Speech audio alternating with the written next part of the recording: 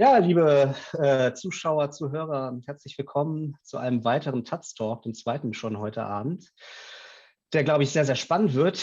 Wir reden über ein wichtiges Thema, das die Taz sowohl im Blatt als auch auf den Fluren und bei Zoom schon immer sehr stark beschäftigt hat, das Thema Identitätspolitik, Klassenpolitik, das Thema Diversity. Ich bin einfach mal so frei und stelle mich als erstes selbst vor, bevor ich meinen Gast Benn Michaels vorstelle.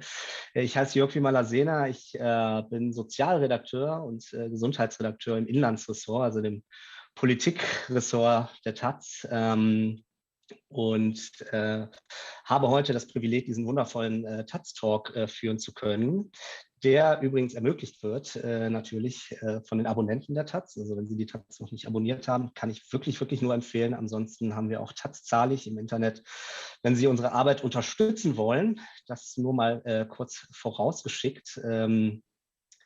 Und jetzt geht's los mit meinem Gast Benn Michaels. Der ist Professor für amerikanische und englische Literatur an der University of Chicago und ist uns aus Chicago zugeschaltet und hat ein sehr, sehr interessantes Buch geschrieben, das schon 2006 rausgekommen ist, aber immer mal wieder geupdatet wurde und das jetzt gerade auf Deutsch rausgekommen ist, das den schönen Titel trägt, Der Trubel um Diversität. Und der Untertitel ist, wie wir lernten, Identitäten zu lieben und Ungleichheit zu ignorieren. Gerade auf Deutsch erschienen. Kostet, glaube ich, 24 €. Dafür kriegt man 396 Seiten. Kann ich wirklich, wirklich nur empfehlen, zu lesen. Das ist eine gute Anschaffung. Und weil Walter Amerikaner ist und uns jetzt gerade aus Chicago zugeschaltet ist, muss ich leider jetzt schon hinweisen, wir sind nicht ganz barrierefrei. Wir werden heute unseren Talk auf Englisch schalten. Und ich muss vorher auch noch mal Bescheid geben, dass meine Internetverbindung heute nicht so ganz stabil ist. Das heißt, wenn ich zwischendurch mal weg sein wollte, Walter ist ein erfahrener Professor, kann er wahrscheinlich einfach weitersprechen und das wird funktionieren. So without further ado, I'm switching over to English so our guest of honor can understand what we're talking about. It's Benn Michaels. Thank you for coming on all the way from the other side of the big pond. Yes, so thank you very much for having me, and thank you and all your audience for trying to listen to someone speak in English. It's a tribute to Germany. If we tried to do this in German in America, not a single person would listen. So it's a tribute to Germany that, in fact, you can have any audience at all. And I'm very glad to be here. Yeah, well, let's just jump right into it. So the topic of the night is identity politics, it's diversity, it's class politics and the dichotomy that may be between the former and the latter. And it's if you look at the title, this is the English edition. It's called The Trouble with Diversity, How We Learn to Love Identity and Ignore Inequality. That's a pretty straightforward title. It tells you exactly what it is.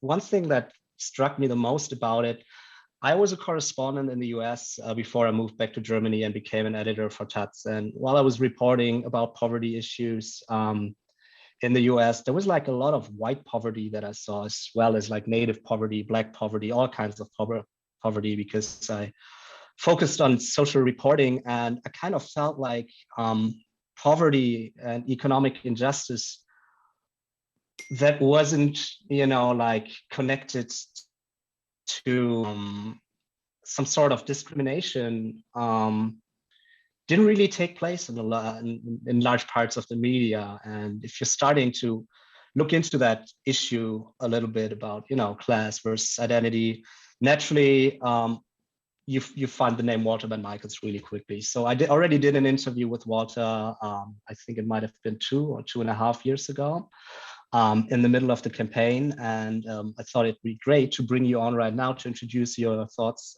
to a German audience. And I guess the first question is, this book already came out in 2006, so we were kind of like ahead of the curve with a debate that only has gotten stronger and stronger. How did you come up with the idea for the book? And what is the trouble with diversity? Yes, I'd say 2 things. First of all, although 2006 might be a little ahead of the curve, at least you could publish it in 2006. It's not at all clear to me that I could get this book published for the first time in the US if I were to write it today. Things have become even more, as it were, polarized, and the hostility to any critique of diversity from the left, from the right, and well, I'm sure we'll talk about this later, there is still an important critique of diversity, although an extremely inadequate and mistaken one. But from the left, there's a lot of hostility to the idea of a critique of diversity. I got involved in it really for academic reasons. I wrote a book in the 1990s on race and racism in American literature, basically from about 1890 to the 1920s. And in doing it, I was struck by the fact that people had exotic but powerful ideas about what race was. People thought back in the 20s, race was a biological phenomenon. Obviously, Germans are familiar with this. People thought that there was such a thing as the racial soul. People had all kinds of commitments to the importance of race. So I was writing really about that and about that period. But in doing so, I was very much struck by the fact that as I was writing, so this is now 25 years ago, although everybody knew that there was no such thing as the racial soul, and although everybody knew that there actually was no adequate account of race as a biological, that is a scientific entity, people were nonetheless not only still committed to talking about race, but were even more committed to talking about race, getting more and more committed, as it were, by the years. This is like 1994, 95. And when you asked yourself why are we committed to racializing, to go back to your original thing, the American population, to thinking about poor Black people, poor white people, poor indigenous people, poor Latina people. Why are we doing that? It became almost instantaneously clear. It's a very simple thesis. We were much more interested in trying to solve the problem of poverty insofar as we could think of poverty as a problem of discrimination. In other words, in neoliberal societies, capitalist societies, discrimination is a problem. And the morality of American capitalism is committed, although not sufficiently and not consistently, but committed to the ideal of anti-discrimination. So what people were worried about was poverty, but primarily poverty insofar as they could understand that poverty as a function of discrimination. I can give you an example which wasn't available then, but I was in a conversation a few weeks ago with a friend, and we were talking about the question being raised. So I don't know, in Germany, have people seen the great South Korean movie, Parasite? Oh yeah, it was wildly popular here too. So By the way, I'm sorry to interrupt you for a second because I forgot one important thing in the introduction. Questions open for everybody. There's an email address that you can contact if you have a question for Walter that I'm going to read out later, which is called taztalk@taz.de. Ich sage es nochmal schnell auf Deutsch. Sie können Fragen einsenden unter taztalk@taz.de und später in der Sendung lese ich die dann vor und lasse sie von Walter beantworten und kann gerne kontrovers sein. Wir diskutieren hier gerne. I'm sorry for that interruption. Yeah, Parasite was a big deal in Germany, and it was analyzed as kind of like a class metaphor. Yeah, so it clearly was, right? So people were thinking in the US, why are the South Koreans so good at doing this? The Americans not so good. And there's a very simple reason. South Koreans confront their poverty and their increasing inequality, and they know whatever caused it, racial discrimination did not cause it. It's South Koreans exploiting South Koreans. Whereas in America, what we've always liked to think is that the problem of our poverty is the problem of racism. So Black people are disproportionately poor. Latina people are disproportionately poor. The problem is the problem of discrimination. What we don't like to think is that, no, the fundamental problem of our poverty is caused by capitalism, not by discrimination within capitalism. Discrimination tells us that more people makes it, more Black people will get to be poor, disproportionately poor. But it doesn't create the poverty itself. So what became clear right away was that the American affection, commitment to thinking about racializing the population was an expression of our sincere, albeit flawed and inadequate, desire to eliminate discrimination and our complete indifference to the idea of eliminating the structural inequality that follows in any capitalist society. And of course, that's equally true of Germany. I mean, Germany, you were talking about how now these issues are alive in Germany, but in Germany for the last 25 years, the gap between the rich and the poor gets wider and wider. I looked a little research for this. So since 1993, the richest 50% of Germans have been able to double their wealth, right? That's the top part. while the wealth of households in the bottom 50% hasn't grown at all. As a result, the share of total wealth owned by the bottom 50% is half what it was. So there are many different versions of that.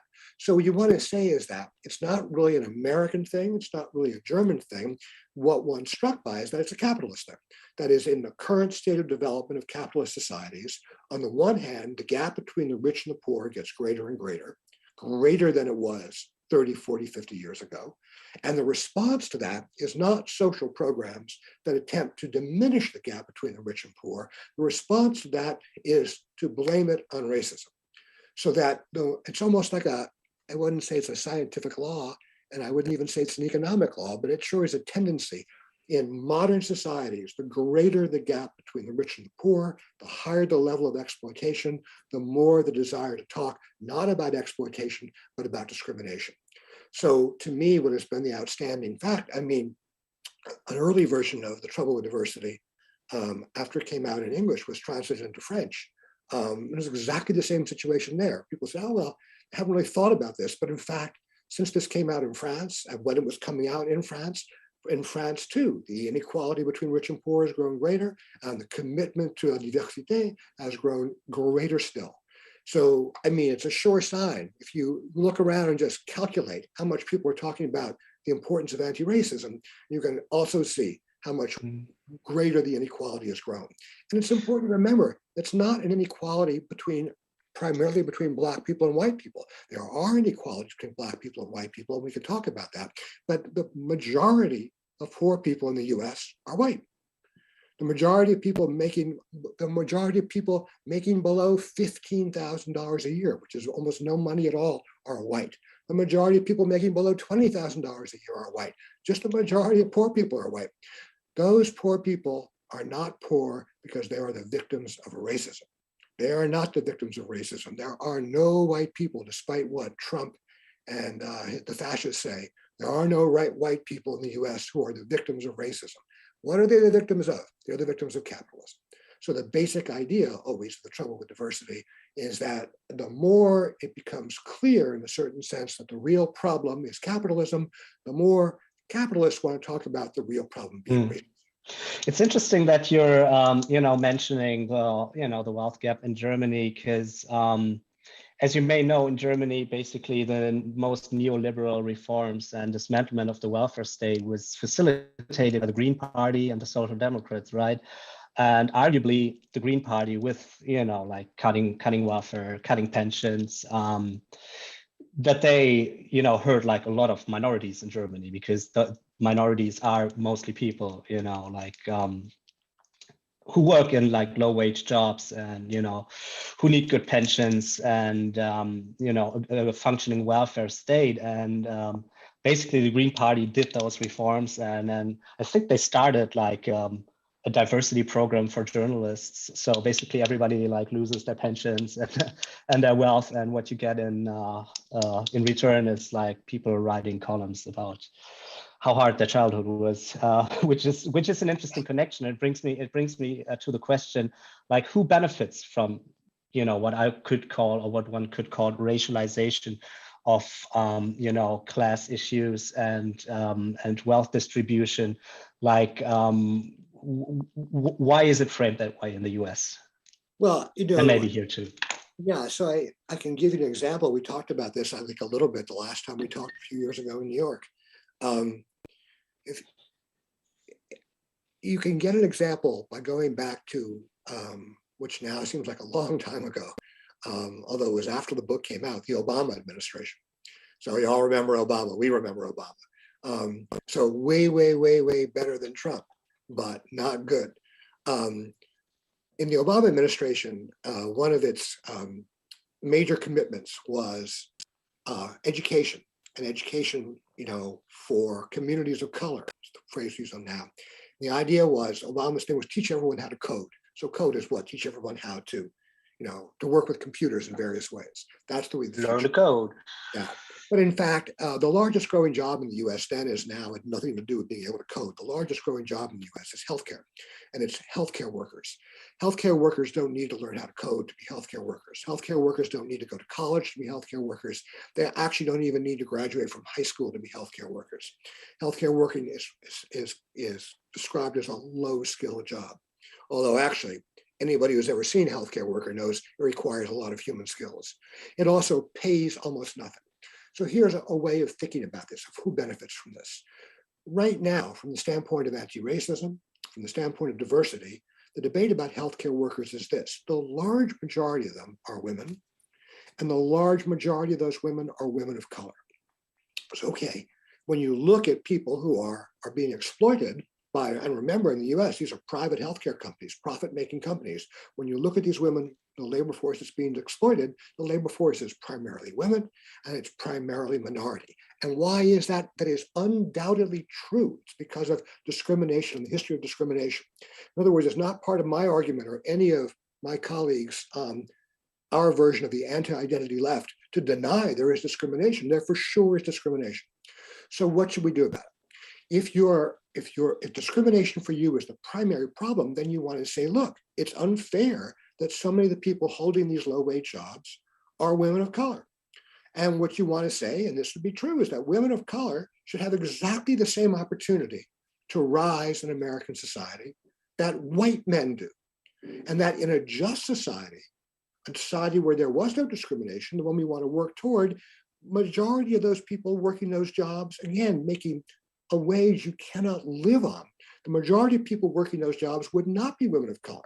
Actually, 40% of them would be white men. It'd be the right proportion. They wouldn't be like 30% Latino women. They'd be like 14% Latino women. You'd have the right proportions. But if you think about that for a second, you realize that's a completely useless solution. Why is it not a solution? Because the difference would be just that you'd have a bunch of white guys who were living on wages that they could not survive on. And you'd have a bunch of more bosses who were Black or Latino women of color. Why is that better? The inequality is left unchanged. If you're seriously interested in solving the problem of inequality, the diversity solution, the anti-discrimination solution, doesn't actually help you solve that slightest bit. The anti-discrimination solution says, no, we're not worried about the inequality. We're worried about who benefits from and who doesn't benefit from the inequality. If you're the boss of the hospital, or you're the boss of the healthcare program, you want to say, look, the important thing to me is not that I hire women of color to do this job. The important thing to me is that I can make a profit because I pay people $25,000 a year to do this job, and the surplus value of their labor goes to me. That's the important thing.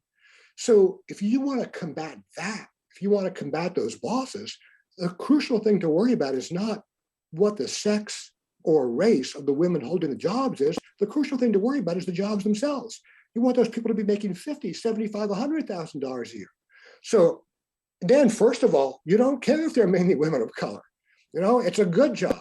Right now, the whole anti-discrimination thing says we want to make sure that people aren't forced into taking bad jobs, that women and women of color, in this example, aren't forced into these bad jobs, that they have an opportunity to escape these jobs and become exploiters instead of the exploited. That doesn't solve the problem. The problem gets solved if you say, no, we want to change those jobs. We want to make it so that whoever takes those jobs are good jobs. Well, who does that threaten? That threatens the bosses. That threatens capital. Because capital, the private healthcare system, cannot survive as it is in the US if you have to pay those people twice the amount of money you're paying them now. So when you ask who, it's not just who does diversity serve, really it's who is served when you put anti-discrimination first, when you put anti-racism first, when you put anti-sexism first. When you put anti-racism and anti-sexism first, who is served is the bosses. That works for the ruling class. When you put anti-exploitation first, that's a direct attack on the ruling class.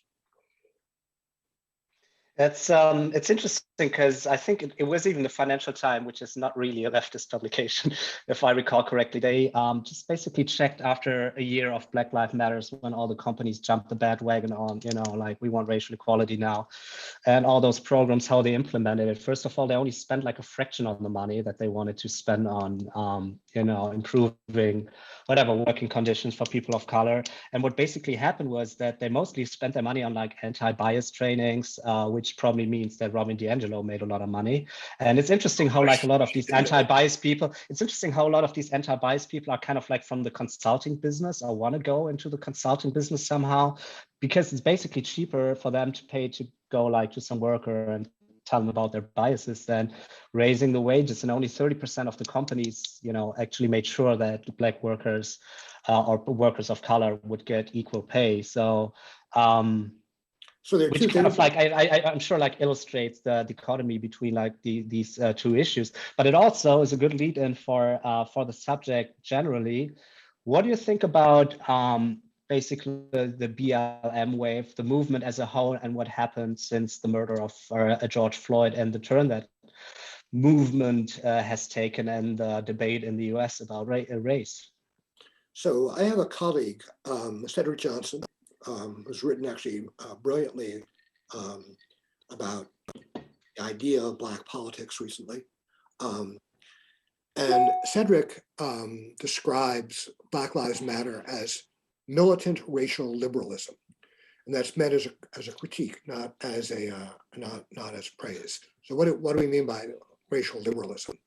So first of all, I mean, you all saw it, everybody saw it. So in the summer of 2020, watching George Floyd get murdered on television was a completely horrifying experience for everyone involved. So I don't know anybody on the left, and truthfully, probably most people in the center and even most on the right, who don't believe, first of all, that was monstrous. It was completely unacceptable. The second thing that's also true, and this is where Black Lives Matter really comes in, right, is that many Black people been murdered by the police, were murdered by the police in 2020, and were the year before and have been in the year after since then. So when Black Lives Matter says, look, Black people being murdered by the police is a fundamental problem, and it's the tip of a larger iceberg, they're completely right. So there's a third thing that matters, though, which is that, as we know, if we think about it for a second, and we for sure know if we look it up, there are more white people every year, especially like unarmed white people. I mean, George Floyd was unarmed. The crucial thing is unarmed people being killed by the police. There are more white people, unarmed white people killed by the police in 2020 than there were unarmed Black people. We didn't see them on TV, but there are more unarmed white people. So what do we make of that? So the Black Lives Matter, and this is the militant liberalism part, Black Lives Matter says, well, yeah, for sure it's true that there were more, nobody denies there were more, you don't hear about it much, unarmed white people killed by the police, but it's not relevant, right? Because it's a disproportionately small number of people. That is, the US is a majority white nation, a smaller majority white, but still majority white. And it's minority Black. There are only 13.2% of Black people in the country, but many, many more, higher percentage of that were killed by the police. So the problem really is not simply being killed by the police. The problem is the disproportionate number of Black people killed by the police, and that is the Black Lives Matter. So it's that disproportion, that emphasis on proportionality, that's at the heart of what Johnson calls the liberalism of Black Lives Matter. Why? Because the solution to the problem of people being killed by the police from the standpoint of disproportionality is not to end people being killed by the police. It's just the opposite. It's to make sure that people are not killed disproportionately by the police. As if only 13.2% of the people who were killed by the police were Black, that would be okay. But that's obviously not true. I mean, think about it. Supposing you have a man who every day he beats his daughter twice and he beats his son once. And you get daughters matter. And people say, well, it's outrageous that this person disproportionately beats his daughter. And the man is convinced. He says, yeah, I won't do that anymore. Instead, I'm going to beat her once a day and I'll beat him once a day. It's exactly proportionate. That's obviously not, everybody gets that's not a solution to the problem, because the problem is not inherent in the disproportionality. The problem is the harm itself. What you want is a society where people aren't being beaten by the police, not a society where some people aren't being beaten excessively by the police because of their race. If you think that race is the fundamental problem, then once again, you're not actually, and this goes, it's the same argument as the one for inequality. You're not addressing the fundamental problem, which is the violence of American police against the increasingly poor people they are required to control and subdue. You're actually addressing a kind of epiphenomenon of that problem, which is it would be okay if they control poor people, if only they control poor people proportionally, if only they control poor people fairly and not in a racist mode. But the problem, the primary problem here is not the racism, which no doubt exists, no doubt plays a role in this. The primary problem is that the police's job is to control the poor, and that the police, in controlling the poor, kill the poor, because everybody agrees the police aren't killing rich people on the streets of any city in the United States, whether they're Black or white. So the problem with Black Lives Matter is what? The problem with Black Lives Matter is that it acts as if the issue is the disproportionality, when in fact the issue is the harm itself, is the murder by the police. The problem is it acts as if the fact that Black people get punished excessively is the problem, when the real problem is the punishment itself. It's just like it is with the money. It's as if you were to say, poverty would be okay if only Black people were proportionately poor. But no, the point is to get rid of poverty. Say, killing people, police killing people would be okay if only they kill people proportionally. But no, the point is to get rid of people being killed by the police. I don't think anybody's arguing though that the police should kill more white people or that it should be an equal number. Sure, I mean, not. obviously, I mean, you could argue that basically police brutality against Black people might be framed in like a racial way, but it points to a larger problem. So yeah, I'm guessing the question is like, can we do both? Can we talk about, like specific violence that is targeted, specific discrimination that is targeted against against women, while also, addressing the fundamental issues? Or isn't maybe, looking at specific, very targeted groups, isn't it a way to point at the larger problem? Yeah, so it's the point I'm making, right, is that instead of it being a way to point at the larger problem, it's precisely a way of distracting from the larger problem. When you worry that Black people are disproportionately poor, you don't worry about getting rid of poverty. That's the whole point of anti-discrimination and diversity. You worry about making sure that poverty is, as it were, fair, that it isn't imposed on Black people disproportionately. So it's a way, instead of, people have always said, isn't this a way of getting at the deeper problem? They've been saying that for the last 25 years as the deeper problem gets deeper, and the other problem also goes unsolved. It's because instead of being a way of getting at the deeper problem, it's a way of it not getting at the deeper problem. So when you take the police out and say, well, maybe if we give them all anti-bias training and help them do various other things, they'll stop killing so many Black people, that's fine.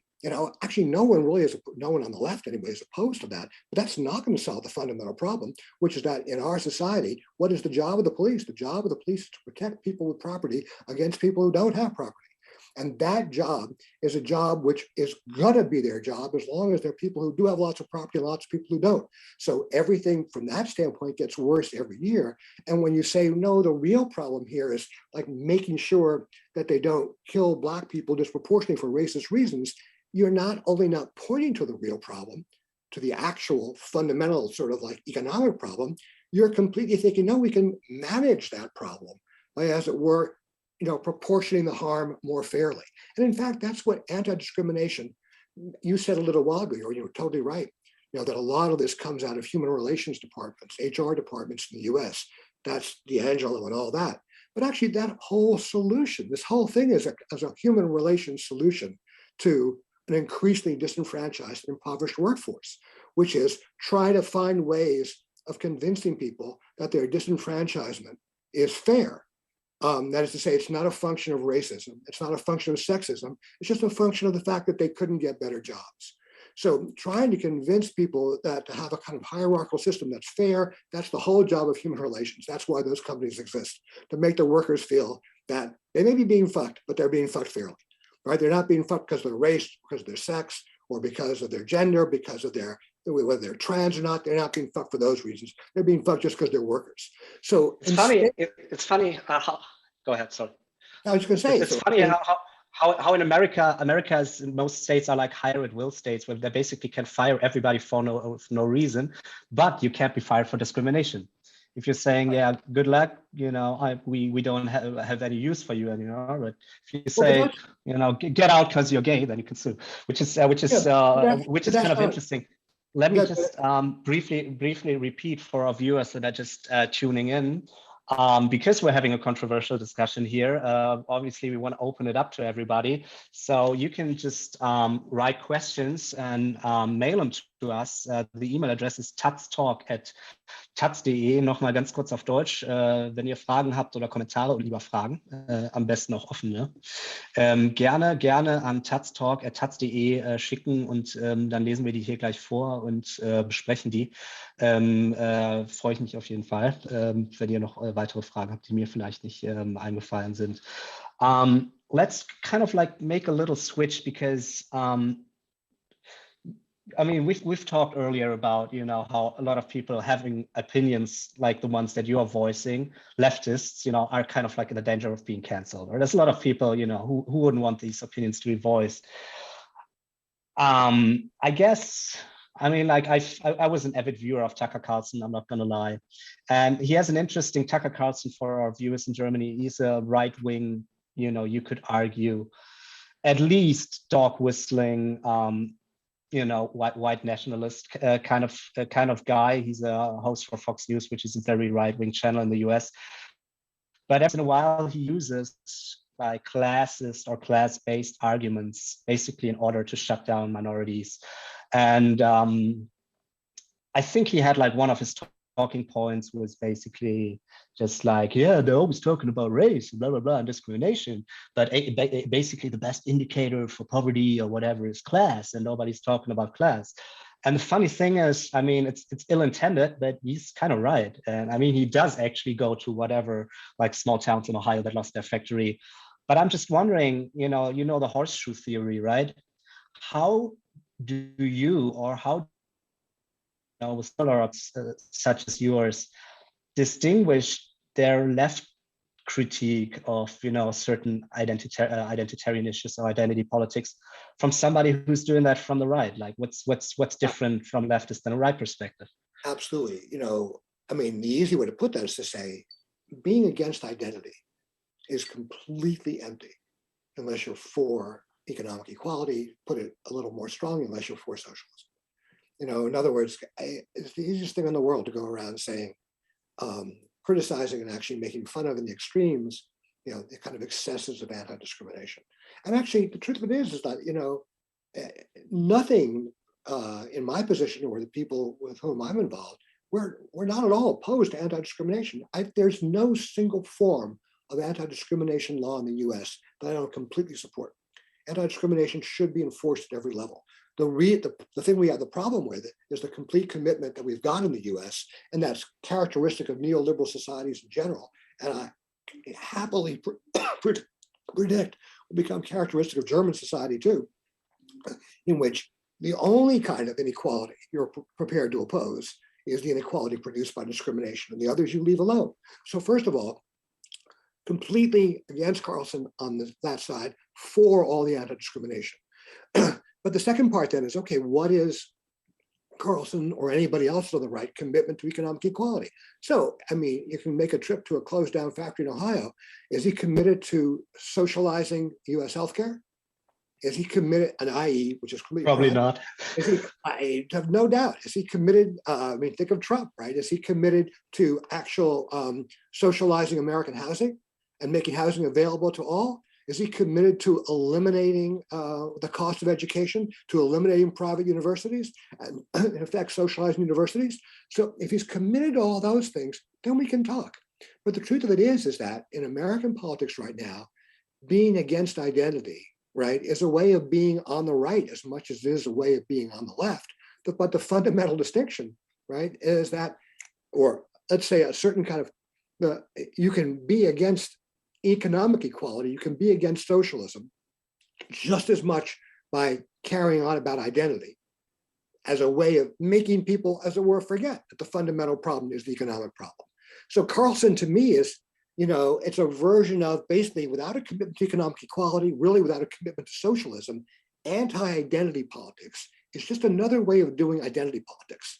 It's a focus on discrimination. And actually now the current form, and the Tucker Carlson form, is complaining that white people are its victims. So it's only white people, white working class is a victim of discrimination. But like I said before, the white working class is indeed a victim in the US, but it's not a victim of discrimination. No one in the US suffers because they're white. It's a victim of exploitation. So what is Carlson's whole thing? Carlson's whole thing is to tell people that they are the victims of, he's telling white people that they're the victims of racism when they're not, they're the victims of capitalism. And on the left, that is identitarian left, we're telling black people that they're the victims of racism. That's at least a little more plausible because a bunch of them are the victims of racism. But actually, they too are really, in the end, the victims of capitalism. So you have a kind of organization of the identitarian left and the anti-identitarian right, and they all want to say the same thing. Whatever you're a victim of, it's not capitalism. But the truth is, actually, everybody is a victim of capitalism. Speaking of capitalism and how to solve like inequalities, it's interesting. This might be a little too far out for our readers, but there's a thing called the 1619 Project that the New York Times put out a couple of years ago, which basically is a collection of essays that basically make the point that everything that's wrong in American society today is directly connected to slavery. And the way capitalism works is the way plantation used to work. Slave patrols became the police, something like that, which actually has been debunked by like a lot of socialist scholars in a way. But it's kind of like, I feel, if I remember correctly, like the thought process that's basically happening on, say the liberal side, not the leftist side of the country. And I think one of the most like intellectual essayists, not connected to 1619, but is Ta-Nehisi Coates, who wrote an essay in 2014, basically arguing through like a very interesting read, actually, an essay to make a case for reparations that basically trace back all the racism, 100 years of Jim Crow, even more than that, 89 years, and hundreds of years of slavery, and just make basically the point that the wealth gap between black and white in the US is almost exclusively like connected to racism and discrimination. If I'm misquoting this a little bit, I apologize, but I think that's basically the point that he's making. So if we're talking about, redistribution of wealth, like working class, wouldn't like reparations to basically, give Black people a bunch of money to make up for what happened in the past centuries, wouldn't that kind of solve the problem or at least ease it? Well, so actually the trouble with diversity, I actually don't oppose reparations. I sort of would oppose it now, but I didn't oppose it precisely on those grounds. It would at least give a lot of money to poor people. But there are a lot of things wrong with it. Reparations is a kind of pure example of what it means to be, it's a fundamentally conservative position.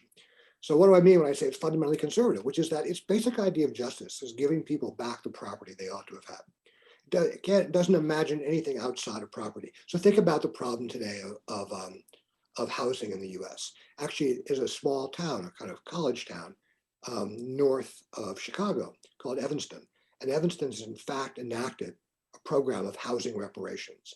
So if you or your an immediate ancestor were living in Evanston between, I can't remember the exact years, but something like 1915 and like late 1970s, when in fact there clearly were lots of laws in place and lots of practices in place supported by the government, which made it very, very difficult, if not impossible, for most Black people to actually get mortgages. Then the idea was that now you can get $25,000 as a down payment or as part of the mortgage to a house. So what's wrong with that? So there are two things that are wrong with that, right? One thing that's wrong with that is that if you're too poor to afford a mortgage on a house now in Evanston, but you're a white person, it does nothing for you, right? So why should that matter? Well, the idea there is that if you're a white person, you may be a victim in some way, or you're a poor person, but you're not a victim of racism. And we're only interested in the victims of racism. So as a kind of political project, that's kind of complicated because actually the majority of people poor people in the US are white. The majority of people who can't afford housing in the US are white, but telling them, screw you. You have the wrong account of why you're poor. Your account of why you're poor maybe is because your dad's union got busted back in the 1950s, and your dad went broke and he lost the house, and you've never been able to get a good job since then. That's not the right history. You need to have the right history. The right history is only a history of racism. So that's kind of an arbitrary distinction. And it's not politically, as we can see in the US, a useful distinction, because it actually creates a kind of enmity between the poor white and poor black, which is exactly the opposite of what people have always wanted on the left, which the old American slogan was black and white, unite and fight. So it's black and white, unite and fight, but the black guys get reparations, the white guys don't. But actually, you can change that. Suppose you said, well, look, good point. What we should do is have reparations also for people who basically, whatever race they are, could not have access to mortgages. What we should do then is sort of say, yeah, if your dad's union was busted, and that's why by the local government or by the boss or whomever, yeah, you should get money for that too. So, but you still see there's a problem. And the problem is what? The problem is everybody should have access to housing. It doesn't matter like the history of how you don't. Everybody deserves housing, but these histories depend upon saying, no, really, the point is for us, reparations, it's not that everybody deserves housing. The point of reparations is that everybody deserves to get the property they would have had access to if either the state or some employer hadn't interfered with their right to property. It's like the opposite of Marxism. It's like if Marx had said, hey, look, it's not, from each according to his ability to each according to his needs. It's like to each according to his ability to establish that he has a legitimate right to property that was stolen from him or his ancestors years ago. It's like the social justice of pure commitment to private property. So it's not actually a step on the road to the left. It's exactly the opposite. It's a step on the road to the right, saying the only claims that we'll actually allow are claims that are property claims. And the fact that reparations, which a few years ago seemed still pretty remote, has become increasingly central, is not that surprising, because the people who are committed to it are on the right, even if they don't know it. And the people who are actually sort of a little bit more open to it now, who already know they are on the right, are a little more open to it because they get that what it is basically is a right-wing claim. In fact, the first person to enunciate it from a philosophical standpoint was the notorious right-wing libertarian philosopher at Harvard, Robert Nozick, who actually has a couple of pages in certain circumstances, people would be owed reparations because they've had their right to property denied them. So you just want to say that the idea that in America today, reparations looks like a left-wing project is a complete sign of the absolute poverty of left politics in America today. It's a moment when the left becomes the ventriloquist dummy of the libertarian right by saying, yes, our property has been stolen from us, you have to return our property to us. So yeah, we can all respect Ta-Nehisi Coates and everybody else, but Ta-Nehisi Coates is on the right. If you want like guys who are on the left, you're going to have to not look at the 1619 project. You're going to have to not look at Ta-Nehisi Coates. You're going to have to look at people who actually aren't complete. Margaret Thatcher famously said about neoliberalism that economics was only the means. The goal was the soul. You didn't want to just control the economy. You wanted to control the economy to change the soul. The demand for reparations today is like a complete testimony to the success of Margaret Thatcher's neoliberalism. They completely control the soul of the people who think of themselves as being on the left. They make Tony Blair look like a raging communist. It's interesting how it's interesting. I think a year ago, Matt Brunig, I don't even know what he is, like political scientist or economist. He did some math basically on, Ta-Nehisi Coates' thesis about the wealth gap, and basically came up that if you would equally distribute wealth from white people to black people, it would benefit only like the up 10% of black people, because the wealth gap within blacks and within whites is basically the same, that 90% own nothing. And it would be, if it was a fair redistribution, it would be a bunch of money, billions of dollars going from trillions, probably from rich white people to rich black people, which is kind of like illustrating this phenomenon. But before we open it up to questions. Well, I just want to say, to put a point on that, right, before we go too far with it, it's just important to remember that basically 10% of white people, right, own like 80% of white wealth. So that, and about 30% of white people just have no wealth at all. And another 20-25% have like tiny bits of wealth. So the black-white gap is real, but it's really a function of the fact that almost all the wealth in the US is owned by comparatively few number of white people. So that's really bad for almost all Black people, but it's also really bad for almost all white people. The point then, and so yeah, what Brunig says and what you just summarized, Brunig, that's the response to that, which is that if you want redistribution, you got to take those people's money away. And it's got to go to everybody. Universalism is the answer each time out. Universal redistribution of wealth. We don't care if they're white, we don't care if they're Black, we don't care what their race, gender, or sex is. All we care about is they're poor. If they're poor, they get it. That was the real, albeit temporary, traction of Bernie Sanders. Yeah, but that's a whole different story. That's for another taz-talk, the whole Sanders thing. But we have an audience question coming in. People are apparently interested in the 1619 project that I briefly mentioned and hopefully not misrepresented too bad. Walter Raleigh is asking if, in your opinion, the 1619 project is revisionist, like historically revisionist, like is it revising history in an unjustified way because of the framing, I suppose is the question. Right, so first of all, I compliment the person who's using the name Walter Raleigh, since that would be actually connected with the, I assume it's a pseudonym having to do with actually Walter Raleigh, who was part of the Virginia Project, for the English Walter Raleigh. So good joke. Second thing would be, yeah, I mean, it is revisionist history, but it's, again, it's right-wing revisionist history. It's not regarded by the right as right-wing, but it's a kind of collaboration with the right. Because the point of it is to say that right from the very start, the true problem with America was racism and slavery. But you know, there's a great historian, I might add a Marxist Black historian, Barbara Fields. And Barbara Fields wrote early on, you know, slavery was not an example of racism. If the people who enslaved Black people had been racist, they wouldn't have gone and had hated Black people. They wouldn't have gone to the trouble of importing them from thousands and thousands of miles away to bring them to the South in order to hate them. The point of slavery was entirely economic. And if you look at the history of the origins of slavery, the point of it all the way down the line, right, is to get cheap labor to work first on tobacco, cotton, and then the other crops in the mid-Atlantic and the South.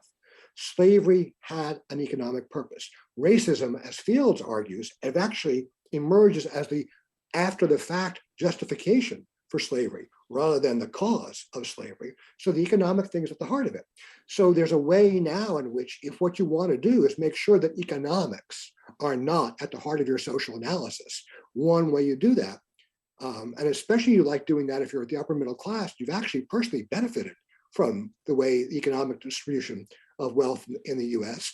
One way you make sure that economics is not at the center is you put morality at the center right from the start.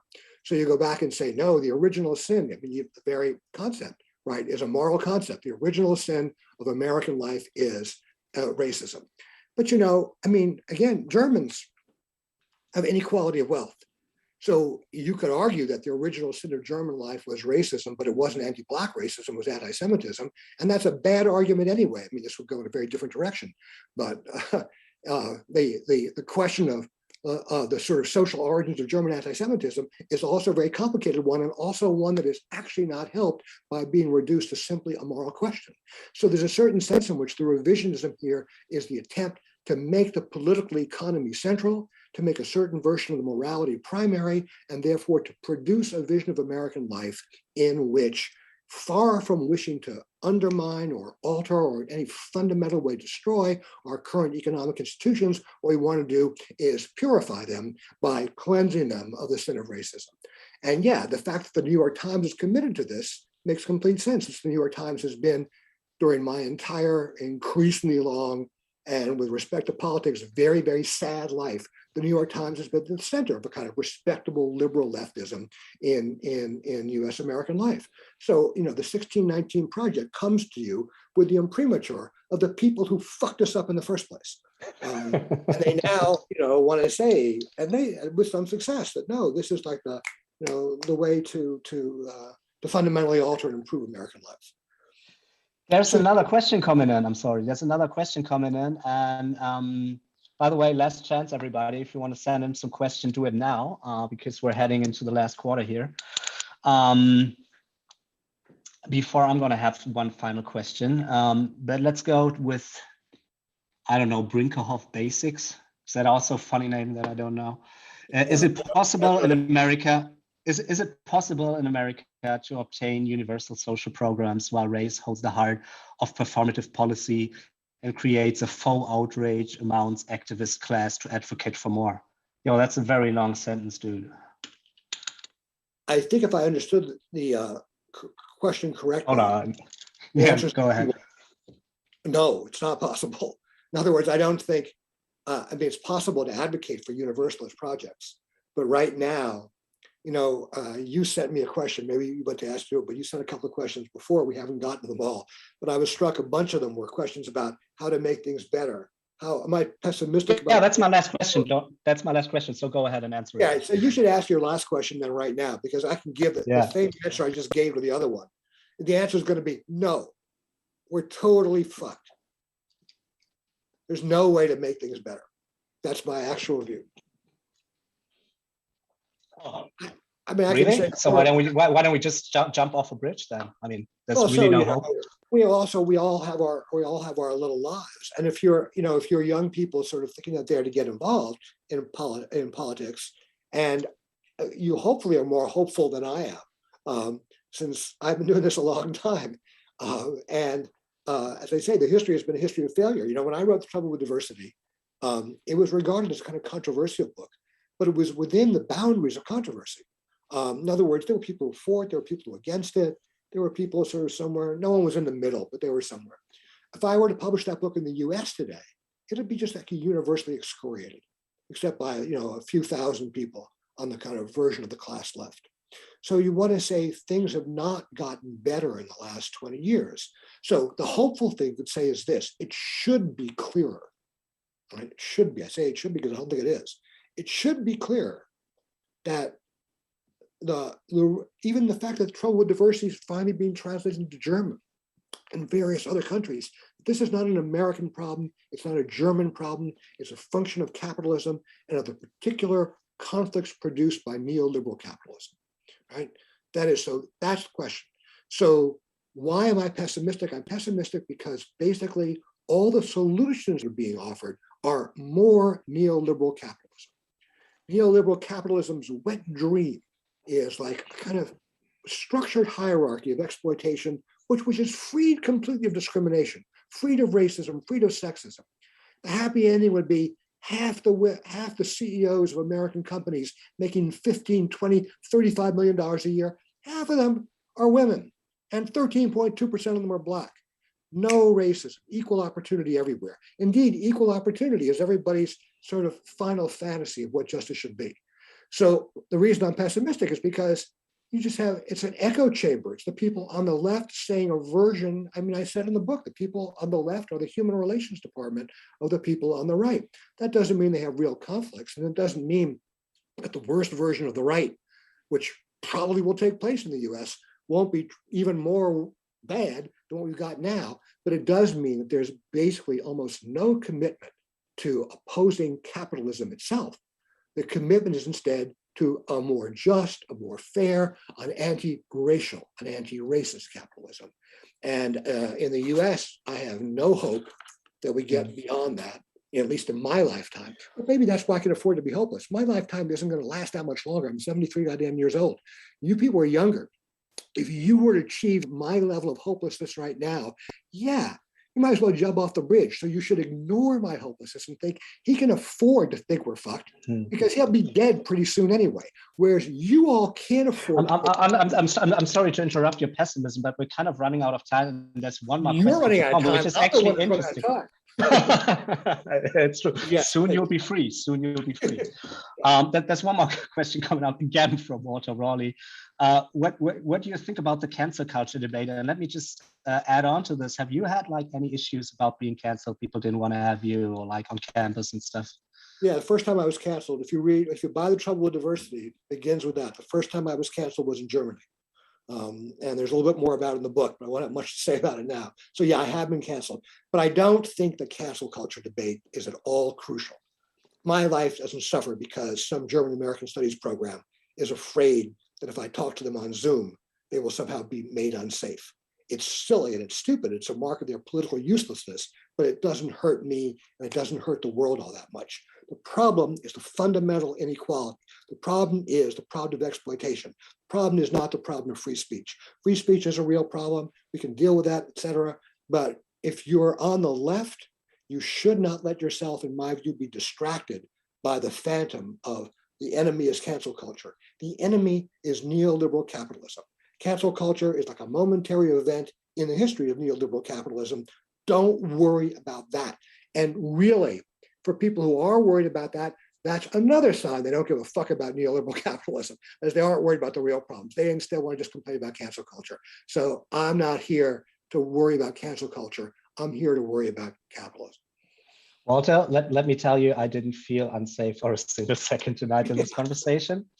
Thank you for coming on. Thank you for this interesting discussion that we've been having. I'm going to switch back to Germany a little bit to tell people about the other awesome taz talks that we're having on.